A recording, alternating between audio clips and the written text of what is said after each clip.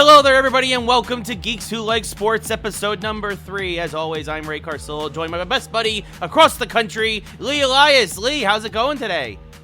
Ray, I'm super excited for today's episode. It's going good. The sun's shining, number one. Yes. Here, it's always sunny in LA, so I'm not messed up about that. But we have a tremendous amount of geekdom lined up today, and it's been. I would go as far to say this may become one of the biggest geek weeks in the history of television cinema.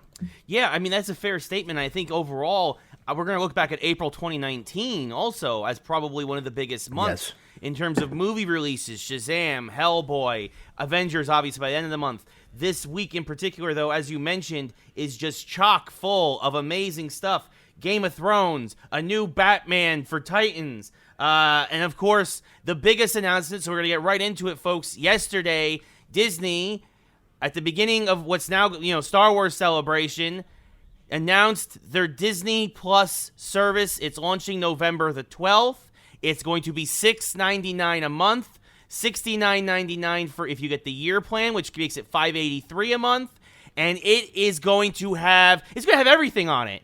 Everything. Let's actually go over what's on this thing, because we've been following this for a long time, just because Disney owns most of the geek culture now. Yeah. And I have a list here. I had to write a list out of everything that's going to be on this platform, and then we'll get to the price. But Disney Plus will include in its entirety, Disney arsenal of films, which means everything you grew up with, everything coming, all of it. They are not going to vault their material, which they've been doing probably for the last 20, 30 years, which was a shock in some ways, but every Disney film is going to be there. Every Pixar film is going to be there. Every Marvel film is going to be there. Every Star Wars film is going to be there. In addition to those things, under Marvel, we are going to have new shows for Falcon and Winter Soldier. Yes. We're going to have a new show for Vision and Scarlet Witch, which we will talk to about in a minute, because Quicksilver might show up in that potentially now that Endgame's about to happen. That's all speculation. Star Wars, you're going to get a show called The Mandalorian. You're going to get a show about Cassian Andor and K2SO from Rogue One. And then the entire Simpsons library, all 30 seasons are going to be there. You're going to get the Disney shows. That's probably the thing I'm not going to watch from the Disney Channel. And then most importantly, Ray, the National Geographic Channel. Yeah. the cherry on top for all the nature lovers out there. But it's unbelievable. Yeah. It's unbelievable that for $6.99. Now, so here's the thing. There was so much speculation of what's this going to cost, because they could honestly have done $50 and people would have paid for that. And then the other thing too is are they going to tier it? So is it one price for some of it, one price for another? Right. And then they come out yesterday and they go, it's $6.99 or $69.99 for the year. Yeah.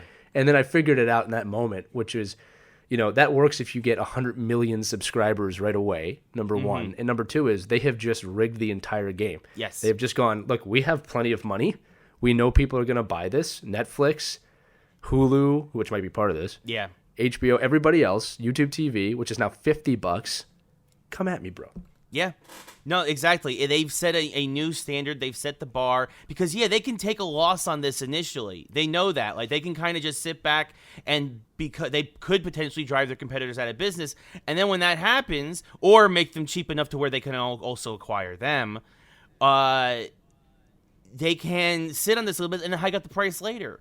Netflix again just raised the price now to $12.99 a month, which is the worst possible time for them to because now Disney's we are literally half the price of Netflix now, and it's just more than half. Yeah, I mean it's just it's mind-boggling, and like you said, I mean the Vault thing worked when everything was on VHS and then DVD, Blu-ray, because you make things in demand. And you make people want to go buy them. So that this way, they went and got Cinderella when it came out every time on VHS, every time on DVD, and then Blu-ray and everything. But now it's always going to be there. I mean, we're talking almost 100 years of cinema in one place. And again, that price point is just... it's insane. I can't... You can say it. Everyone is shocked. Yeah. Everyone is shocked that it's that affordable, even if they're going to raise the price. It is a great example of understanding your audience, of understanding what people want, and then using kind of capitalism in a smart way to kind of build the brand to a point where, like, yeah, I mean, you got me. I'm buying it. I'm buying it. Yeah, no, for sure. I don't know how else to say it. Like, and again, like, let's dive a little deeper into some of the things. Okay, outside the movies and Pixar, let's talk about some of the original content. So, Falcon and Winter Soldier, Vision, Scarlet Witch, right? Very interesting. What no one's talking about with those is now that they've confirmed those characters are coming back. Again, we saw the Spider-Man trailer, but they really haven't gone beyond Spider-Man. So clearly, these characters are coming back. The Avengers win in Endgame. There's no doubt the Avengers win. Yeah, apparently, spoiler alert, the Avengers are probably going to win because they need to make more movies, right?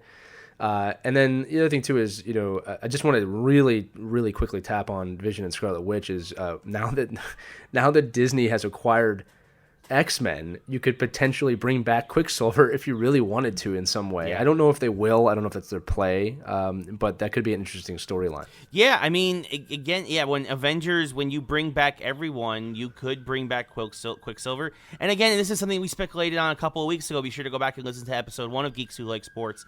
That potentially this event will also be what triggers the X gene, what triggers the mutant gene, what triggers what brings all these people into the universe.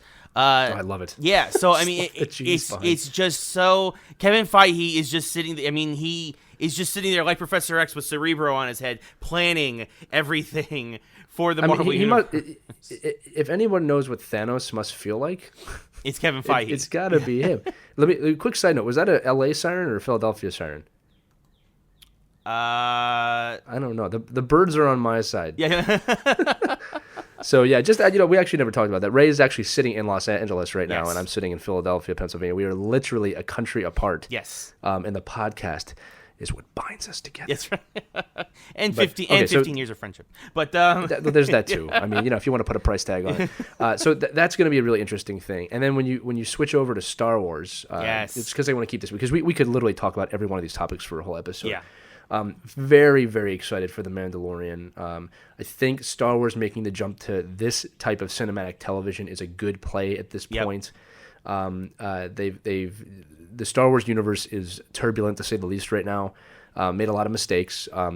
Speaking of that, actually, we are also going to be getting today is Friday, April 11th? April 12th. I believe. 12th, excuse me. So a Star Wars trailer is supposed to drop today for Episode 9 and a title out at Star Wars Celebration. So we will probably talk about that more next week. I'm super excited about that. And then also a Cassian Andor K2SO show will be coming out. So just doing the right thing, jumping on some characters that people like that are newer. Mm-hmm. All right, The Mandalorian will do well because of the director, because he knows what he's doing. And then the Star Wars should rebound here, because they've had a tough few years here, just trying to figure it out, and did the classic mistake of, oh no, we'll do it like we do with Marvel, and like Marvel is its own thing. Yeah. Stop. Star Wars is its own thing, so it's interesting where that's going to go as well. Yeah, no, I mean, like you mentioned, it's a big weekend for Star Wars at Star Wars Celebration. You mentioned the movie trailer that's likely going to drop today, and like we mentioned, as you folks listen to this, it'll be after, obviously, probably well after we record. But we're also getting a new video game, Star Wars Jedi Fallen Order. We're getting we're getting to see that for the first time from Respawn Entertainment. So I mean, it's going to be a big weekend for Star Wars. I mean, the only thing we haven't seen officially announced on this Disney Plus service is the Alien movies, which we know they have as well. Because I hope they're there just for the sake of, can you imagine all it's game over, man, all those promos when Disney talking about their competition. It's game over. That's right. Join Disney Plus for only $6.99 a month. It's like, yeah, they're probably waiting for the fall for that, just because of the Halloween nature of that. But right. Everything is going to be on there. We got to say this as I drink tea from my Disney Star Wars mug. We have to say I'm impressed. I am impressed. I am thankful. This is really not what I was expecting. No. I was expecting a price war to go on, and I think this is just a great chance to say that these people really do understand their audience, and they're totally in it for the money, and I'm okay with that, because the value is there. Yeah. And they understand. And Ray, I have 2 small children. To have this app is actually going to be really great for my family. The other thing too is I want to touch on Disney is, unless you have a different thing, Disney, in my opinion, are the best storytellers on the planet. There is nobody better than them at storytelling. That is why I have no problem with them fostering Marvel and Star Wars and a lot of other properties, Star Wars will rebound hard. They always do. Again, that property's been around forever too. So again, it's too much love here, but I'm just really happy with this news. It's making me feel really good inside. That's what Disney always intends to do, Lee, is they want to make Yes. everybody as happy as possible. And of course, we also mentioned Star Wars. Can't forget Star Wars Land opening up this year as well at all the Disney theme parks. Yeah. So my brother and I and you, Ray, we've been. I've told my wife and my brother's told his wife that we need to travel to Florida just to test it out to make sure it's okay for the kids. Well, because it might be scary, Like if you don't forget, it's opening up first here in California. Actually, that's right. I might have to come out to Los Angeles. That's right. I mean, listen, there's too much at stake to not do this. Right. All right. Now, my wife's not here to speak for herself, but I'm going to go on a limb and say she's going to be okay with it. I mean, that's wishful thinking. That's very much wishful thinking. I've got more of a chance of Disney Plus coming out at $6.99 than that happening. well, since that's a guarantee, November 12th. Yeah. But yeah, no, it's an exciting time for to be a Disney fan, to be a Star Wars fan, to be a Marvel fan. Absolutely. You have to tip your hat when to what they've done here. I mean, the question is going to be, what is their what is their competition going to do? Right? Is Apple TV going to try and acquire Netflix or something? And like you mentioned earlier, Hulu and ESPN Plus, like you mentioned tiers, you can bundle those with your Disney Plus subscription to get like a lower price on those. That's also been talked about. So, are you going to see like a streaming service war where Warner Brothers has their service coming out at the end of the year. DC Universe is already out. What is going to be the ramifications of this now? I'm actually going to explain that in a geek way that you're going to love. All right, so here's the thing: in any great fantasy story or over character story of fantasy, right? There's always the main kind of like war that you're watching, and then there's the overhanging war that's really the more important war. So, for example, throughout the entire Marvel universe, it was, it's Iron Man, it's all these people, but Thanos was always overhead. In Game of Thrones, which we're talking about in a few minutes, it's you're watching the war between all the great families of Westeros, but it's really the White Walkers, and that's the big battle that's about to happen. Right. So what's happening here is that, and this is the thing we haven't talked about, the cable systems are about to get killed. Yeah, that's very true. And I actually believe that Disney Plus may have just destroyed, they might just have put a knife in cable's chest. Yeah. The cable system chest, okay? And the ones that were not prepared are not going to make it. MSG. Anyway, so what's going to happen here is all the smart cable systems. Yeah, right? Yeah, the smart cable systems have already started to migrate away from that to digital streaming. But, this is going to be a knife in the heart of the cable system. And I think that's what Disney wanted. And what's happening is now the new companies, you said it, Apple, Disney, Netflix, what Hulu is, which is a conglomeration of networks, they're going to rise. And you're going to start to see things come together. Now, Apple and Disney have a pretty good relationship together. Yeah. Through history. So I would not be surprised if those two come together.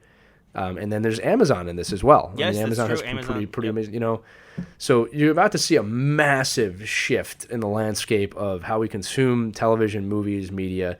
Not to mention the fact that major motion pictures are coming out and debuting on these platforms now too. So I think we're at the cusp of a major change, and I think Disney really didn't fire the first shot. I think they put the nail in the coffin or the knife in the chest or whatever disgusting metaphor for killing someone that you want to use there. But with that said, I do want to let everybody listening know we're going to probably talk a lot about Avengers Endgame next week. In addition, probably a little bit of Star Wars too, because we'll have a lot more speculation. So I don't want to keep going into that. I did want to touch really quickly, as Ray said, a few other things happening. Hellboy is actually coming out today. Yeah, it's getting terrible reviews.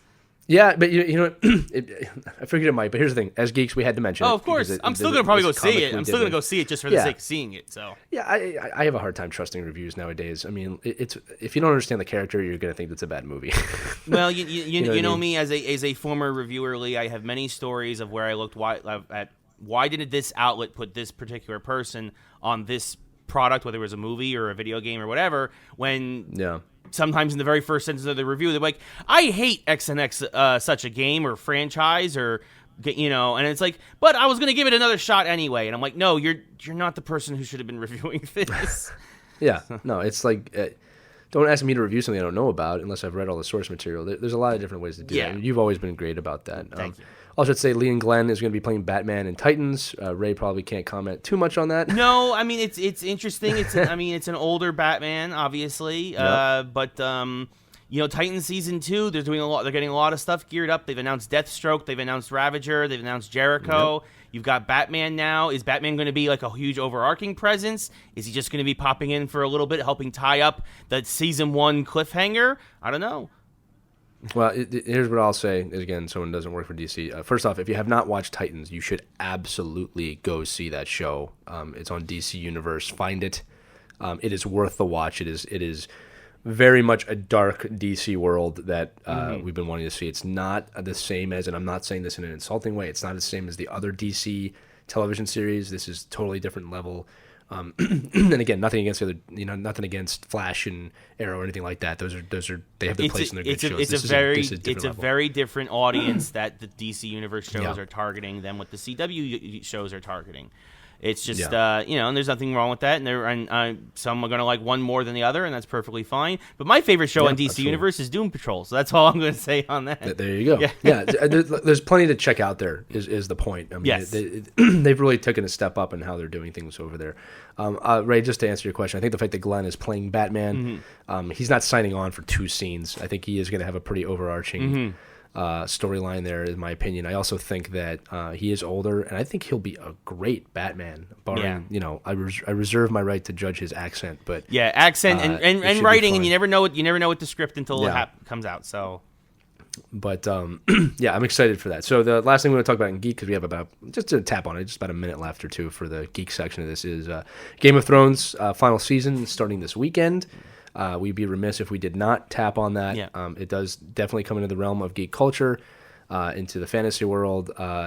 I am an avid watcher of the show, and Ray, you are not, and we're okay to talk about that. Yeah, no, correct? I mean, that's the thing. I mean, geek culture is so rich, and there's so much, and just media in general to consume out there, that typically I go to the movies, I read my comic books, and I play my video games, and there's only so many hours of the day. Obviously, I have a job, I have hobbies, I have other things. I do acting and stuff on the side, and I'm out and about, and I don't always have time to watch television. That's been going on for you're like, well, why haven't you had a chance to catch up? It's like, well, when I have my free time, it's like, do I want to just sit and watch television? And sometimes, a lot of times, it's actually the answer is no. I'd rather consume some other form of geek media. So TV, admittedly, outside of DC Universe, because I work on that, tends to be a bit of a blind spot for me in my geekdom usually. So. And that's okay, because here's the thing. If I have a blind spot, it's probably gaming right now. And that's mainly because I have children. Yeah. And they don't play games just yet. Although Ray did get my son a Nintendo Switch for his birthday. And that was a fun gift for my son. It was a fun gift for my son. It was actually for the family. It was for the family. No, we've played that. We do game from time to time, not anywhere near the level that you do, Ray. Right. Ray, for those of you who don't know, Ray is actually he's a professional gamer. He might not say that, but I will. He is at that level. Side note: Disney Plus coming to the Switch. That's another thing that that is a huge deal. Disney Plus launching on all consoles when it launches. That's a big deal, because if you're like me, I cut the cord. But that's because, I get everything that I watch, I get through my game consoles. I get it through my Xbox One, I get it through my PS4. So that's a big deal for me. The more platforms you can get on, the better. Yes. It's all about diversifying here. The other thing about Disney Plus too is that, can you imagine those conversations where they're like, "Hey, yeah, it's Disney. Do you want our service on your platform?" Yeah. Let's think about that for a second. Yes, please. Yes. Yeah, I can't imagine anybody saying no to Disney. So anyway, just a final note on Game of Thrones. The season, final season starting today. Got to give, whether you watch it or not, round of applause to that programming. HBO has done an amazing job really raising the bar on cinematic television, if we still want to call it that. Yeah. It's going to spawn off other shows. It has challenged everyone to raise the bar. And I think most importantly for me, Ray, I read a lot of fantasy novels, okay? Mm-hmm. That's one of my desserts, as I always say. Mm-hmm. They have made that somewhat mainstream. Yeah. Whereas we are going to see probably a lot more things involving magic and dragons and the Tolkien-esque worlds. Yes, I know Game of Thrones is not Tolkien. I'm just saying that he is the bar. Right. So I want to thank them for doing that. And the cast was just phenomenal. So, Ray, hopefully you'll watch it one day. It is worth watching. Yeah, no, but I mean, you know. It's one of those things that when I have time, you know, I mean, it's like Barry. I watched Barry on HBO the first season because I was able to binge it. I binged it on the plane flight. I took a trip to Australia a few weeks ago, folks. But I was able. It's just a casual stroll to Australia, you know, no big deal. It was my first vacation in 10 years. Okay, I just like the way you was naturally. Yeah, we're just gonna fly to Australia. Yeah, some people go to Kentucky. I went to Australia. It was my first true vacation in 10 years. And you've earned it. Much as I love you, Ma, going home to Jersey for the holidays is not a vacation. Just in case she listens. I love her, but you know. I'm just going to let the awkward silence go there for me. But your mom makes the best Italian food I've ever had. I know. I miss it. You know what, I bet we were talking. We should just go there on a Tuesday sometime, not have to be the holidays. Yeah, exactly. That, honestly, not to go crazy in my personal life, but I have thought about maybe it would be easier if I came back to the holidays. Instead of coming back for the holidays, if I just came back some other time during the year when it's less crazy for everybody. Yeah. So for those of you listening, I want you to imagine your traditional Italian family, whatever you've seen stereotypically of that throughout your life on television. That's actually Ray's family. Yeah, it's true. There are I can confirm it. There I've been stereotypes for a reason. Yeah, Lee has eaten my mother's lasagna. It's true. I have. I mean, it was like all it needed was the music. Yeah. You know, I mean, like. Anyway, so look. First off, I love your family. Yes, you know that. I love your family very much. Okay, I would do almost anything for Mom's Italian food right now. We are really getting off topic. I know. But That's the people listening, listen. It's Italian food. Come on, you get it. And I miss it here in LA. By the way, I really miss it. All right, listen. I will make you a deal, Ray, live on our podcast. If you come back here at any point during the year that's not the holidays, I will actually come up there to eat dinner with you and your family. Okay. I think that probably benefits me more than you. I was going to say, that's more. But, I'll bring the kids. You can watch them. My wife and I can go to a movie. Wait. I wasn't supposed to say that.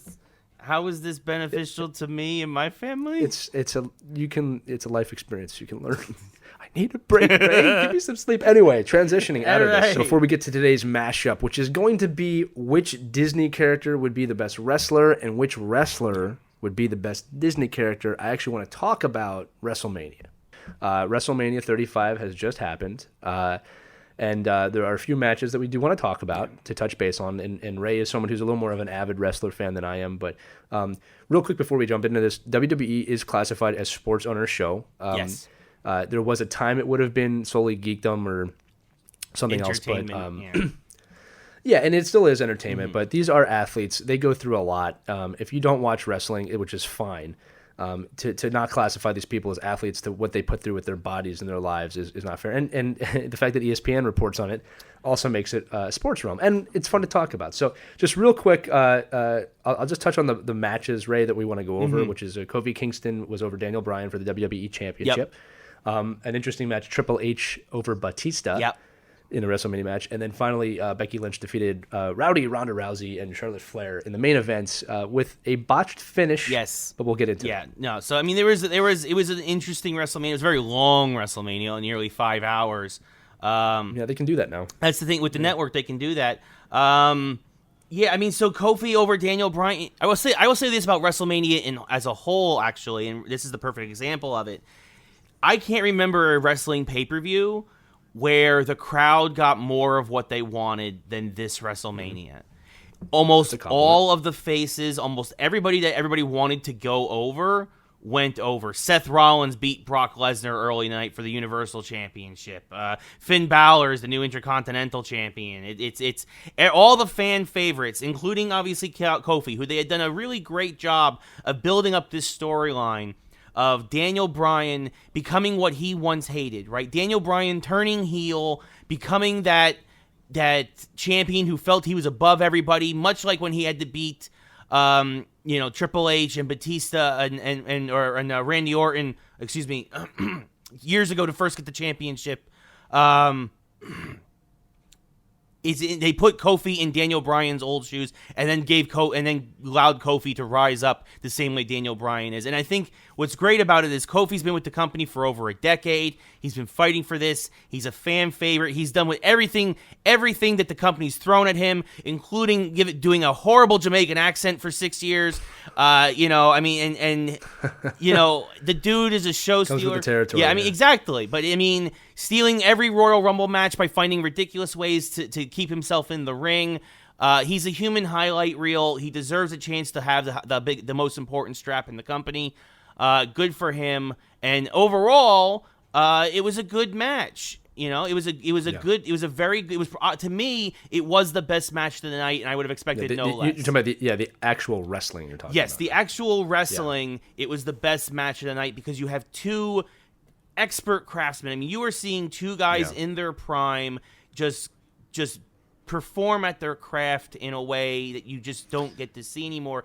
Yeah, we should note real quick too that if you don't watch wrestling, when a wrestler is bad or not great, you can tell. Yes. All right, like there is a very specific skill set to doing this well, and they train like professional athletes. I just want to say that because you can tell when a guy doesn't know what he's doing out there. Yeah, no, it's true. Or even when you can tell when he's not as careful as he should be, when he hurts guys, right? Like, I mean, there was a wrestler named Ryback who was infamous for hurting people. And even Lesnar. I mean, Lesnar's not what he once was. Lesnar's 40 now, and he's just basically there as like a sideshow, which really, really more because Paul Heyman is such an expert on the microphone. All hail Paul Heyman. But I mean, Well, even Owen Hart couldn't pile drive for his life. So he broke Stone Cold's neck. I mean, but I will say this, but that's part of the reason why they got rid of the pile driver is very few people could pull off a proper pile driver. Mick Foley. That's because you have to be 6'5" or taller to do it correctly. Or you have to be somebody who's just really good at it, like a Mick Foley. Right, like very few guys who are smaller than 6'5" could like actually pull off like a pile driver like Mick Foley could. I miss Mick Foley. Yeah, I miss Mick too. But yeah, no, I would say Kofi, Daniel Bryan, match of the night, tremendous, and the show was great. I would say the show was good overall. I will say. Yeah. Well, and then here's the other question I have for you. So Triple H over Batista. That was actually the longest match of the night. I think it was just short of 25 minutes. Which makes me wonder is Triple H is I mean, he's been around wrestling for a good 30 years now. But he's an older wrestler. He's an Attitude Era wrestler. Yeah. I mean, he's far past his prime in terms of his physique. Yeah. All right. And Batista just kind of came right after the Attitude Era. Right. Obviously very busy with Marvel right now. Yeah. What are your thoughts on that being the longest match of the night? I think that is actually kind of a travesty. I think that it feels like Triple H, because he's basically in charge of the company now, making sure he gets the limelight still.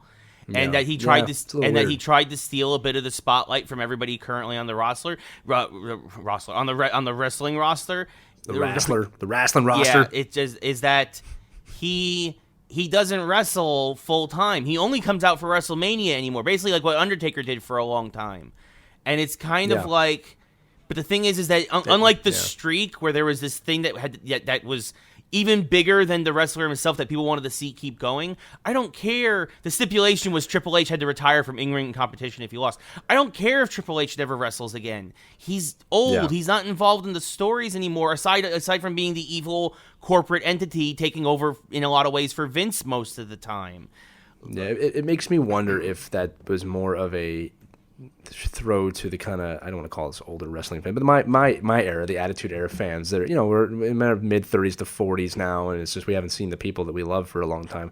But the other thing too is you talked about the Undertaker. It's tough for me to compare Triple H's impact to the Undertaker's impact. That's not an insult to Triple H. Right. That's more of a compliment to the Undertaker.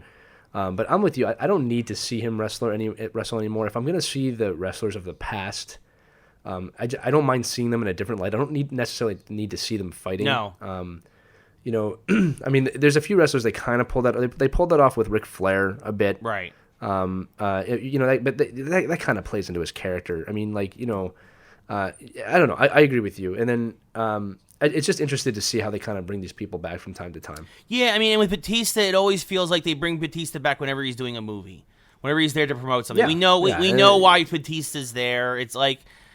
And look, and all the love to Batista. I love him in Guardians. I thought he was even great as the henchman in what James Bond movie was he the henchman? I know what but you're he was one of them. Yeah, it was Spectre. It might have been Spectre. I'm not sure. It might have been. I can't remember. But I think it was. But yeah, like. That's what he is now. Like he's an actor who wrestles once in a while. He's where The Rock was, probably 10 years ago. And, right. And the thing is, like, even The Rock, who is one of the biggest stars of all time in wrestling, much less the world right now, he had a hard time returning from the movies. The fans almost rejected him a bit. Right. And he kind of found a way to make peace with that with the fans. But like even when he would come back, he wasn't. He was really becoming more Dwayne Johnson than The Rock. Yeah. If you don't watch wrestling, his character was amazing. The Rock character was amazing. Yeah. But when he comes back now, he's really more himself, which is it's awesome and awkward. Yeah, there's no more Rudy Poo. Yeah, he doesn't do those things. But like I think he's smart enough now. He doesn't wrestle anymore. He kind of stays away. Right. I think mostly because he can't risk hurting his body. That's true. Just because of the line of work he's doing. But he had a hard time coming back. They would call him sellout when he came back, and again he found that was a whole big but... storyline where John Cena was like, you are the betrayer, and then of course John Cena did the same thing 3 years later, or he's trying to anyway. So interesting. Anyway, let's jump off that. Let's just get to the final match tonight. So just for those of you listening who don't know, this was the first women's championship match to headline any WrestleMania in history, which is a tremendous thing that has happened in the WWE world. 20 years ago, women in the WWE were really the subject of just sex. Yeah. I mean, that's all that it was. It was a lot of panties and a lot of... The bra panty matches, pillow fight matches. Yeah. Like it was... It was looking back on it now, it wasn't great. No, it was it's kind of embarrassing. For everyone involved. To be fair to the WWE, they recognized that they made changes. They didn't stay the course with that, and this was history. This was the first women's match to headline a WrestleMania, and had a little bit of a botched ending, but it's still nonetheless it was a major. Yeah, it was a triple threat match: Ronda Rousey versus Becky Lynch versus Charlotte Flair. Both women's champions, because they've split the championships up between brands. So there's a Raw Women's Champion and a SmackDown Women's Champion. Both of those, whoever won that match would walk out with both straps. So this was a huge moment for whoever was going to come out on top. Spoiler alert: it was Becky Lynch. But at the time, if you don't have the internet, Becky Lynch. Yeah, won. exactly. Yeah, I was gonna say, and she. And if you don't have the internet, how are you listening to this podcast right now? But so she was the one who came in without. She didn't have any belt at the time, but she's had a tremendous push, calling herself the man over the past year or so, and basically because kind of like a Ric Flair thing, right? In order to be the man, you got to beat the man, and she really kind of turned all that on her head as a woman, and has really become this force of empowerment.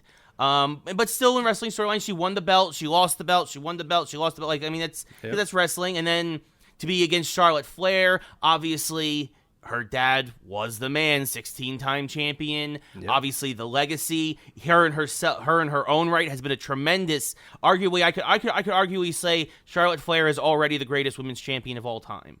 Like that's how prolific she has been in a short time. Easily. And then Ronda Rousey, obviously. Rousey came in, obviously, with all the MMA background, this huge hype behind her. She came around about a year ago.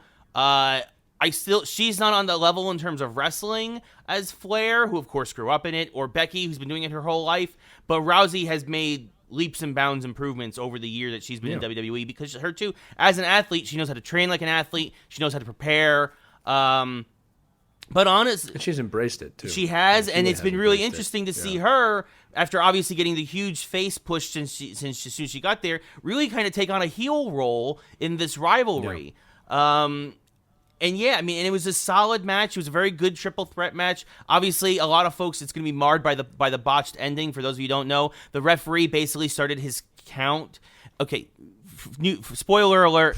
Wrestling is fake. Fake. What? I say fake. Fake in that the outcome. I should say the outcome is predetermined. It's not. They know who's going to win before the match. Right. begins. Exactly. It's called going. But that's part of the writing, which is a whole other side of this thing, which is an aspect. This is written. It is a soap opera. Yes, it is called going over. Who's going to go over tonight in this match? Who's going to go over in this? And so it was predetermined that Becky was going to win the match. But it came out, and if you look closely in the replay, and a lot of folks knew that it might not have been the right spot.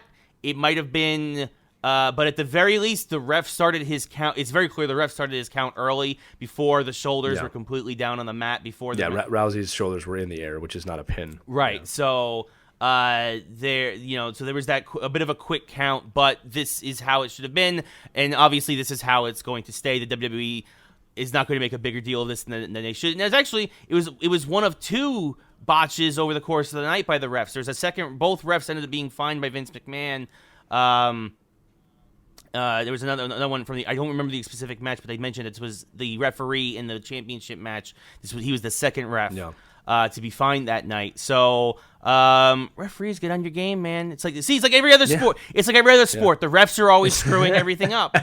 It's always the ref's fault. Let's just say this. When you take a step back and look at this match, okay, you have three very courageous women. One who, grew up literally in the shadow of her father and has risen, as you said, to be the best women's champion of all time. You have a woman who did not start in wrestling that was the best MMA fighter of all time, embracing wrestling. And then you have Becky Lynch, who is now the champion, to come in, to perform, to break that ceiling, to be the first headlining match at WrestleMania. This is a major deal. There's a lot of pressure, and even with the botched ending, give the fans and the WWE credit for still embracing the moment. Mm-hmm. They'll make up for that botched ending a million times over. Yeah. And they might fold it into a storyline. Like that's how they roll. They probably roll. Yeah. Yeah. But it's a major moment in sports. Yeah. Not just wrestling. Okay. I want to say this. We are talking about an organization that subjected women to maybe the lowest levels just 20 years ago. Okay, and now we have them headlining WrestleMania. I don't think that should be lost on people, and I think it is a little bit. It's a big deal. Yeah, and also credit to Steph. I mean, obviously, part of this is also from the corporate side. Stephanie McMahon, husband or wife to Triple H, but also daughter to Vince. To Vince McMahon. I think she's been a huge driving force in that.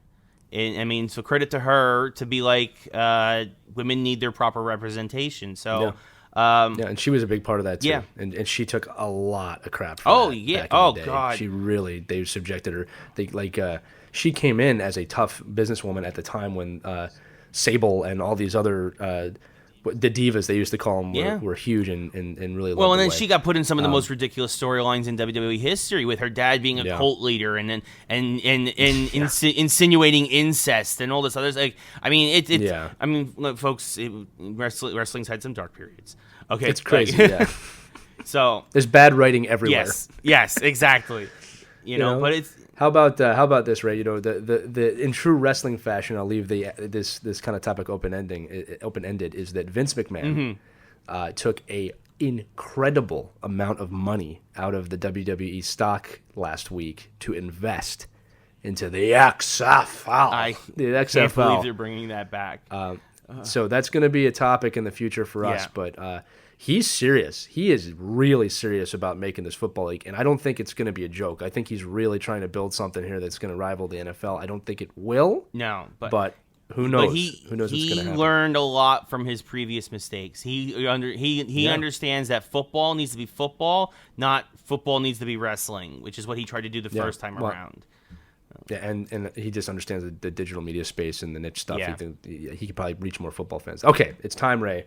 We're 40 minutes in. It's time to get to so much for a half-hour episode. Yeah, it's gone. Right. If you're still listening, we appreciate it. I know you're walking your dog, doing your dishes, whatever. We appreciate you listening. We know we had some people really listen to the whole episode last time. So if that's you, you're the best. Okay, today's mashup. We talked a lot about Disney Plus. We talked about wrestling. So it's a real simple one, Ray. Is which Disney character would be the best wrestler, and which wrestler would be the best Disney character? Now, again, we have to have some rules here, okay? Because it could go on forever. So I think when we say Disney character, we're talking about the traditional Disney universe, correct? Not Star Wars, not Marvel. Yes, the animated movies and whatnot, or even like Mary Poppins or something like that. But also The Rock since he has been a Disney character and a wrestler. He's the Deadpool of the situation. Exactly. The Rock has been made null and void from this conversation. Yeah, because The Rock has been in Disney. Right. In for those of you who don't know, he was in Moana, right. and he was a very powerful character in that movie. We love it. My kids watch it all the time. And Maui, thank you. You're welcome. Yeah. Anyway, so any wrestler in the history of the WWF, WWE, and should we add in WCW? Yeah. Yeah, I think we'll say the modern history of wrestling. We'll say post Bruno Sammartino will be. There you go. That's a name right there. There you go. That's how you know I'm a wrestling fan. I'll let you go first. You can go either or in terms of picking. Well, we were talking about this a little earlier. I think because of his flamboyance, because of his charisma, because of his charm, because of his championships, I think that the Nature Boy, Ric Flair, would make a great Disney character. Woo! Woo! I dropped my phone. I did woo so Styling, profiling. He's got catchphrases. Everybody's going to be mimicking his walk. It's going to be, I think that Ric Flair would be an easy character to turn into some sort of a Disney character. And he could play a hero or a villain. The woo. Yeah. He could be a horror villain. That's pretty funny. Yeah. Okay, so you're wrestler as a Disney character. Yes, wrestler as a Disney character would be Ric Flair. That's a good pick. Thank you. That's a good pick. You know, it's funny because I go all over the place because like I want to say things like The Undertaker, but is The Undertaker really a family-friendly Disney character? I was thinking about that too, and I don't think. Unless he's like a bad guy, like if he's like an Ursula, a Jafar, a Hades, right? Like you know, obviously Hercules, Little Mermaid, Aladdin. Like Undertaker would have to be a bad guy. He could be a Disney character, but he'd have to be bad guy Undertaker. He'd have to be a heel. So yeah, I've done a lot of thought into this, and I go back and forth, right? And I actually think that the one that makes the most. I'm thinking somebody colorful. Somebody's very animated. Right. This is my wrestler as a Disney character. Okay. Somebody I'd want to watch. Yeah. Ultimate Warrior. Oh yeah, that's a good one. Yeah. I could totally see him in a lot of things. Just yeah. I could see with all his armbands and stuff just going all over the place, and I could see him running wild. Oh yeah. No offense, Hogan, but yeah, I think Ultimate Warrior is definitely my pick. I was thinking about Sting too. There's a lot of WCW. WCW was always a little harsher with its characters, but yeah, Ultimate Warrior. That's my pick. No, that's a good one. I mean, I was also thinking like before Flair, I was also thinking Macho Man, like would have been like possibly in that same vein. But oh yeah, Slim Jim, man. Ooh, the cream. Yeah, no, actually, that's a good pick too. The crop rises to the top. Rub that lamp, Aladdin. Ooh yeah. Can you imagine Macho Man as the genie? That's what I want. Macho Man as the genie. Oh my god. That would be so funny. Can you imagine him do this? Ooh, yeah! You never had a friend like me. Ooh, yeah! Oh, my God. We'll have to make a whole other episode about that now. But make sure you let us know if you agree with those three characters or somebody else. Okay, now we got to switch it up. Which Disney character would be the best wrestler? Again, we're talking Disney films. Yeah. Okay, anything from the Disney universe. I think we're going to leave Pixar out of this, too. Yeah.